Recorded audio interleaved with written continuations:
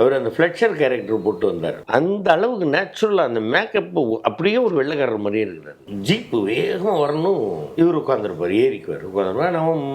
நான் கண்ட்ரோல் பண்ணி நான் வந்து 20-30 தான் வந்தேன், அந்த இடத்துக்கிட்ட வந்தேன். வேணும்னாக்கா அவங்க அதை ஃபிலிமை ஸ்பீடாக ஓட்டிக்கிட்டோம். நான் 60-70 ஸ்பீடில் வாரினாக்கா நான் வந்து எப்படின்னா நீங்கள் ஏறுவீங்க, கிட்டக்க வரும்போது எனக்கு நீங்கள் ஏறினீங்களா இல்லையா கை கால் அடிப்போம்னா நான் செய்ய மாட்டேன் அப்படின்னு. அவர் கூட நடித்தது எனக்கு ஒரு பெரிய பாக்கியம். ஹிந்தி தசாவதாரம் நானே போய் தான் எனக்கு டப்பிங் பேசிட்டு வந்தேன். அவங்க கூப்பிடல, சரி எனக்கு தகுந்த மாதிரி எங்கள் கேரக்டர் அமையாமல் இருந்திருக்கலாம். உலகநாயகன் கமல்ஹாசன் சாரோட நடந்த ஒரு ஃபன்னியஸ்ட் சம்பவம் ஏதாவது இருக்குங்களா? ஃபன்னியஸ்ட் சம்பவம் நிறைய இருக்கு. அவர் அந்த ஃப்ளெட்சர் கேரக்டர் போட்டு வந்தார். வந்தோடனே ஜீப்பு வேகமாக வரணும், அதில் இவர் உட்காந்துருப்பார், ஏறிக்குவார், உட்காந்துருப்பார். நான் கண்ட்ரோல் பண்ணி நான் வந்து 20-30 தான் வந்தேன், அந்த இடத்துக்கிட்ட வந்தேன். இன்னும் ஃபாஸ்ட்டாக வரமாட்டேன். அப்போ நான் வேறு யாராவது ஓட்ட விடுவேன், உங்களை யாரும் விட மாட்டேன். என்ன சொல்கிறேன் நீ? ஏன்னா அவ்வளோ வேகத்தில் 60-70 வந்து நீங்கள் ஏறி எங்கேயாவது விழுந்தால் என்ன ஆகுறது? வேணும்னாக்கா அவங்க அதை ஃபிலிமை ஸ்பீடாக ஓட்டிக்கிட்டோம், தப்பு இல்லை அப்படின்னு. ஓ நீ அப்படி சொல்கிறியா? ஆமாண்ணா, நீங்கள் என்ன நீங்கள் 60-70 ஸ்பீடில் வாரினாக்கா நான் வந்து எப்படின்னா நீங்கள் ஏறுவீங்க?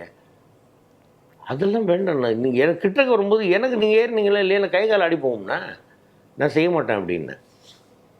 சரி வா ரைட் அப்படின்ட்டு இது பண்ணாங்க. ரைட். அதுக்கப்புறமா வந்து கிளம்பி போகும்போது போரூர் ரவுண்டானாவில் வந்து இப்படி திரும்பி போவோம். இவங்க லெஃப்ட் சைடில் இருக்கிறாங்க, நான் வண்டி ஓட்டுறேன், ஜீப்பு. ஓ நீ உனக்கு தான் ஃபேன்ஸ் அப்படின்னாரு. சும்மா இருங்கண்ணா, நீங்கள் பக்கத்தில் இருக்கும்போது நீ பாரு அப்படின்னாரு.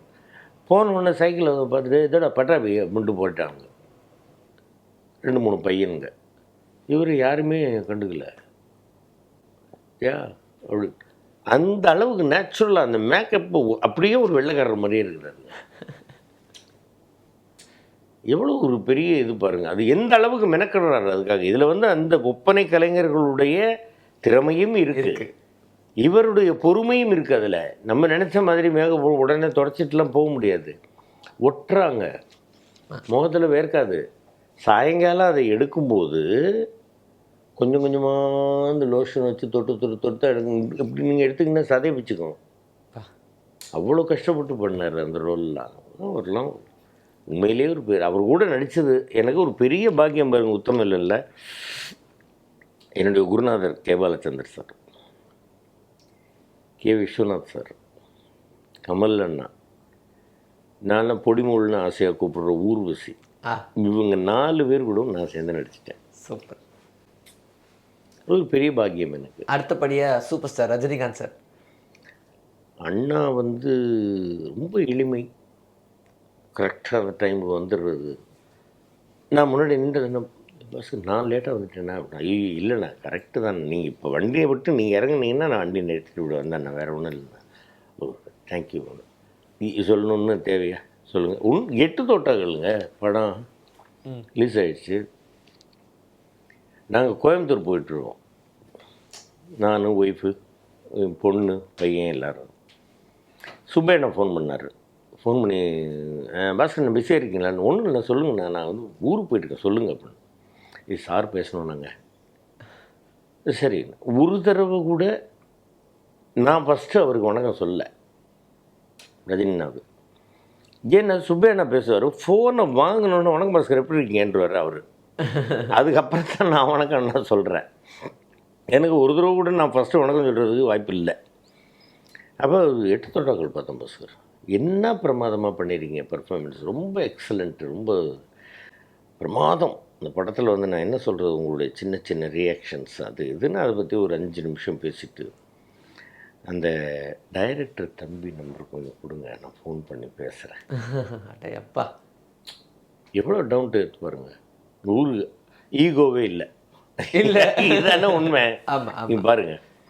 அப்புறம் அந்த பையனுக்கு ஃபோன் பண்ண சொல்லிப்பா, இது மாதிரி ஃபோன் வரும், புது நம்பர் எடுத்துடாமல் இருக்காத, அண்ணா என்கிட்ட இப்போ தான் பேசுனாங்க உனக்கு ஃபோன். அந்த பையனுக்கு ஃபோன் பண்ணி பாராட்டியிருக்காரு. அடையப்பா அந்த மாதிரி. ஸோ அந்த ஜேர்னியே வந்து திரும்பி பார்க்கும்போது பயங்கர வியப்பாக இருக்குல்ல சார்? நீங்கள் உங்களுடைய ஜேர்னியை திரும்பி பார்க்கும்போது நீங்கள் என்ன ஃபீல் பண்ணுறீங்க?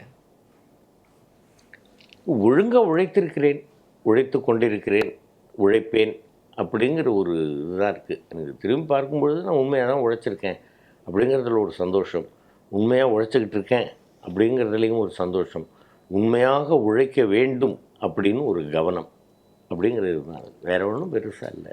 Super sir. அதர் லாங்குவேஜில் பெருசாக ஃபோக்கஸ் பண்ணி படங்கள் பண்ணாததுக்கான காரணம் என்னங்க? காரணம் என்னென்னா கூப்பிடல, நான் என்ன பண்ணுறது? அவங்க கூப்பிடலங்கிறது தான் உண்மை. நான் பண்ண மாட்டேன்னு நான் சொல்கிறேன். எனக்கு தெலுங்கு தெரியும், மலையாளம் தெரியும் இல்லையா, ஹிந்தி தசாவதாரம் நானே போய் தான் எனக்கு டப்பிங் பேசிட்டு வந்தேன். அவங்க கூப்பிடல, சரி எனக்கு தகுந்த மாதிரி எங்கள் கேரக்டர் அமையாமல் இருந்திருக்கலாம் அப்படின்னு ஒன்று. மச்சான் நாசர் கூட சொல்லுவாப்பில்ல, ஏய் நீலாம் அங்கே வந்தீங்கன்னாக்க உன்னை லட்டு மாதிரி நான் வர்றதுக்கு தயார் தான், என்னை கூப்பிடல, நான் என்னப்பா பண்ணுறது. சம்பத்துன்னு அங்கே தெலுங்கில் பெரிய இதாக இருக்கார். இங்கே நிறைஞ்ச மனசில் தான் அவர் ஃபஸ்ட்டு இது பண்ணவில்லை. சம்பத்துன்னு அங்கே வில்லனாலாம் நான் அவர் சொன்னார், நீங்களாம் வந்தீங்கன்னா லட்டு மாதிரி அள்ளிக்குவாங்க சார் உங்களை அப்படின்னு. வரட்டும், காலம் அது நேரம் அமைந்து வரும்பொழுது வரட்டும், கூப்பிட்டாக்க போவோம். திருமதி ஒரு வெகுமதி படத்தில் திரைப்படத்துக்குள்ளே நம்ம கால் எடுத்து வைக்க போகிறோம், திரைப்படங்களில் நம்ம நடிக்க போகிறோம், வெள்ளி திரைக்குள்ள வரப்படும் போது ஃபஸ்ட்டு கேமரா வைக்கும் போது நீங்கள் என்ன மாதிரி ஃபீல் பண்ணீங்க? இல்லை, எனக்கு அப்படிலாம் ஒரு ஃபீலிங் வரல. ஏன்னு கேட்டிங்கன்னா, நான் ஸ்கூல் படிக்கும்போது 7வது 8வது படிக்கும்போது எங்கள் ஊரில் வந்து இந்த ஸ்கூல் நாடகங்கள்லாம் நடித்த அனுபவம் இருக்குது. நம்ம என்ன தெரிஞ்சுக்கணும், இப்போ இங்கே ஒரு கேமரா வச்சுருக்காங்கன்றதே மறந்துடணும்.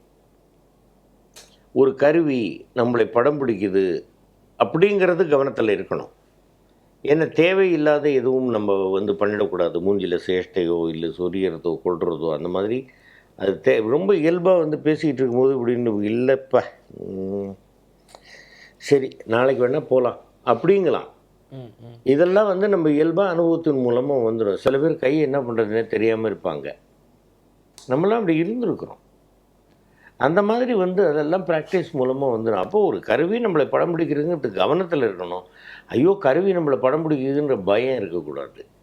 அவ்வளவுதான், வேற ஒன்றும் கிடையாது. எனக்கு அதெல்லாம் ஒரு இதுவும் இல்லை. இண்டஸ்ட்ரியோடைய வளர்ச்சியை பார்க்கும்போது உங்களுக்கு எப்படி சார் இருக்குது? நல்ல ஆரோக்கியமான வளர்ச்சி தானே, நல்லா தானே இருக்குது, ரொம்ப பிரமாதமாக வந்து இருக்குது. ஆரம்ப காலத்தில் வந்து ரொம்ப கவனமாக, ஆரம்ப காலத்துலேயும் நீங்கள் வந்து இப்போ அப்பாலாம் வந்து நவராத்திரியில் 9 கேரக்டர்ஸ் நடிச்சிருக்கிறாங்க இல்லையா. அது அந்த காலம் விஞ்ஞானம் ரொம்ப வளர்ச்சி, தொழில்நுட்பம் ரொம்ப வளர்ச்சி அடையாத காலம். அதுக்கப்புறம் தெய்வ மகன் 3 பேர் எவ்வளோ பர்ஃபெக்ஷன். எங்கேயாவது ஒரு இடத்துலையாவது ஒரே ஆளுன்னு நீங்கள் சொல்ல முடியுமா? முடியாது. அதுக்கப்புறம் விஞ்ஞானம் வளர்ச்சி ஆகியிருக்குது, கிராஃபிக்ஸு முன்னேறி இருக்குது, சவுண்டு அது இதுன்னு எல்லாமே முன்னேறி இருக்குது. ரைட். தசாவதாரம் பாருங்கள், 10 கேரக்டர்ஸ் அண்ணாவுக்கு. அதில் அண்ணா கூட 4 கேரக்டர். நான் வந்து கோவிந்து கூட ஒரு தடவை நடிக்கணும், அந்த ஹைட்டாக இருக்கிறவர் கூட ஒரு தடவை நடிக்கணும், அதுக்கப்புறமா வந்து ஃப்ளெட்சர் கூட ஒரு தடவை நடிக்கணும். இந்த மாதிரி ஒவ்வொருத்தர் கூட ஒரு தடவை நடிக்கணும்.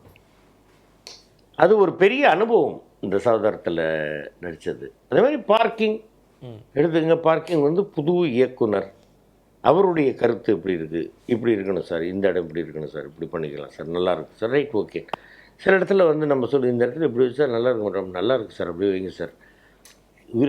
கருத்து பரிமாற்றம் ஒரு கலந்துரையாடல் தானே சினிமா. எல்லாரும் நான் மட்டுமா தனியாக நடித்தேன் இல்லையே. சரி, எல்லாருமே வந்து நடிச்சிருக்கிறாங்க. எல்லாருமே நீங்கள் வந்து பாருங்கள், எந்த அளவிற்கு வந்து மற்ற கேரக்டர்ஸுக்கு கைத்தட்டல் வருதோ அதே அளவிற்கு வந்து எல்லா கேரக்டர்ஸுக்கும் வருது, நமக்கும் வருது. எனக்கு வர்ற அளவுக்கே எல்லாருக்கும் வருது. நீங்கள் அயன் வண்டிக்காரர் நீங்கள் எடுத்துங்க, அதில் அவர் சொல்கிற டைலாக்குக்கும் எத்தனை பேர் இது பண்ணுறாங்க. அப்போது ஜனங்க வந்து எந்த அளவிற்கு வந்து இந்த பார்க்கிங் பிரச்சனையினால பாதிக்கப்பட்டிருக்காங்க. நீங்கள் நிஜமாவே இந்த பார்க்கிங் பிரச்சனையில் பாதிக்கப்பட்டிருக்கு இருக்குது சார். அதெல்லாம் இல்லாமல் நான் வந்து எனக்கு கிடையாது, என்னை பார்த்தோன்னா எல்லோரும் வழி விட்ருவாங்கலாம் நான் சொல்ல. எங்கள் அப்பார்ட்மெண்ட்லேயே ஒருத்தர் தேவையில்லாமல் பேசிக்கிட்டு இருப்பார். நீங்கள் இவ்வளோ நீளம் வண்டி வச்சுருக்கீங்க, உங்களுக்கு கோடு இது வரைக்கும் தான் இருக்குது. நான் என்ன சார் முன்னாடி நான் வெட்டவா முடியும்? அதுக்காக என் வண்டி பெரிய வண்டி, நான் முடிஞ்ச அளவுக்கு தான் பின்னாடி தள்ளி நிறுத்துறேன். அதுக்காக என்ன சார் பண்ண முடியும்? நான் எனக்கு இந்த வண்டியை விற்றுட்டு வேறு வண்டி சின்ன வண்டியை தான் வாங்கி வச்சுக்கணும். நான் என்ன பண்ணுறது? அவுட்டோர்லாம் போகும்போது எனக்கு கொஞ்சம் பொருள்லாம் எடுத்துகிட்டு போக வேண்டியிருக்கு. நான் காரில் தான் போவேன், நானே தான் ஓட்டுவேன். எனக்கு அது ஒரு பேஷன், டிரைவிங் பண்ணுறது. அதுக்கு என்ன சார் பண்ண முடியும்? உங்களுக்கு டிஸ்டர்ப் இல்லாமல் நான் நிறுத்திக்கிறேன் சார். உங்களுக்கு டிஸ்டர்பன்ஸாக இருந்தால் சொல்லுங்கள். இல்லை எனக்கு ஒன்றும் இல்லை, அப்புறம் ஏன் சார் அதை பற்றி பேசிக்கணும், வேண்டாம் சார் அப்படின்ட்டு போயிடுது.